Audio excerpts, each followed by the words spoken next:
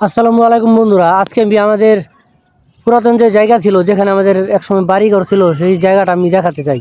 এই যে আমার পিছন যে পুকুর পাড়টা দেখতেছেন, এখানে কিন্তু আগে ক্ষেত ছিল, প্রচুর ধান ক্ষেত, মানে সারি সারি ধান ক্ষেত ছিল।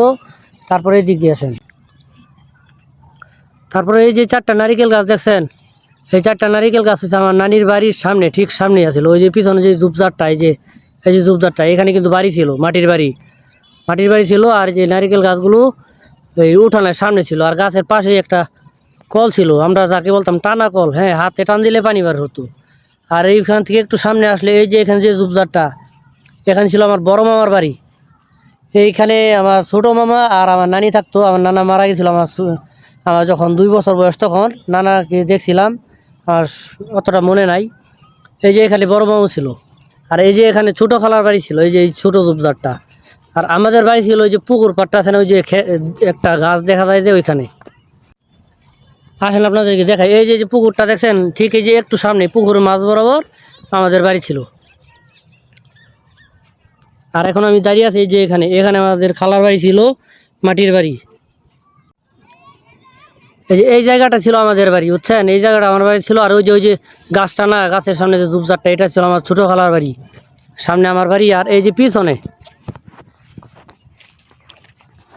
আমার পিছনে যে ঝুপঝাড়টা দেখতে পাচ্ছে না, এই ঝুপঝাড়টা কিন্তু ঝুপঝাড় না, এটা আমার নানার কবর। হ্যাঁ, এটা হলো আমার নানার কবর।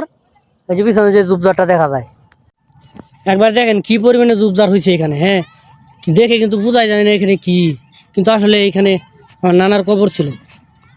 এখন হয়তো অনেকটা পরিষ্কার করা হয় না, এই কারণে এদিকে আসিও না। আরও চারদিকে মনে করেন যে অনেক বড় বড় সাপ, বিষাক্ত সাপ আছে, তো যার কারণে আর এদিকে সাহস করে এসে পরিষ্কার করা হয় না। তো দেখেন চারিদিকটাই দেখেন, সবগুলো একরকম আছে, বেশি একটা ঝুপঝাড় হয় নাই, পাতলা পাতলা। কিন্তু এই যে আমার নানার কবরটা প্রচুর ঝুপঝাড় হয়ে গেছে। মানে এখানে হাঁটতে গেলেই ভয় লাগে যে সাপ টাপ থাকতে পারে, বিষাক্ত বিষাক্ত সাপ থাকতে পারে। সময়ের পরিবর্তনে কত কিছুই পরিবর্তন হয়ে যায়। হ্যাঁ, সময়ের সাথে সাথে অনেক কিছু পরিবর্তনশীল। আমরা এখান থেকে চলে যাই 2010 সালে, যখন এই যে ওরিয়ন ফ্যাক্টরি করার জন্য, যখন ওরিয়নের মালিকে যখন জায়গা কিনে নিয়েছিল, তখন আমরা এখান থেকে চলে যাই আমাদের এই যে লবণকুঠার রাস্তার ওই পাশে। এখন আমরা ওইখানেই আছি, কিন্তু এই যে আমাদের এই জায়গাটা এখন পরিত্যক্ত। আগে কত মানুষ চলাচল করতো, এখন কোনো মানুষ নেই। মাঝে মাঝে সবাই ঘুরতে আসে, জায়গাটা এখন অনেক ঘোরার জন্য একটু পারফেক্ট আছে, কিন্তু ওই রকম আগের মতো আর এত খেলাধুলা হয় না। এই যে পিছনে আমি যেদিকে হাঁটতেছি, এটুকু আগে ক্ষেত ছিল, ধান ক্ষেত ছিল প্রচুর, অনেক খেলাধুলা করতাম এই ধান খেতে। অথচ এখন জায়গাটা কীরকম হয়ে গেছে। আসলে সবাই হয়তো একদিন সব জায়গায় থাকবে না, সকলকেই পরিবর্তন হইতে হবে। অনেকে হয়তো দুনিয়া থেকে চলেও গেছে, আবার অনেকে আছে, কিন্তু ওই আগের মতো আর এখন সবাই নাই। আমি অতটা ভালোভাবে ভিডিও করতে পারি নাই, কিন্তু যেটুকু পারছি দেখাইছি। আপনারা সবাই আমার ভিডিওতে একটা করে লাইক আর একটা ফলো করে দিবেন। ধন্যবাদ।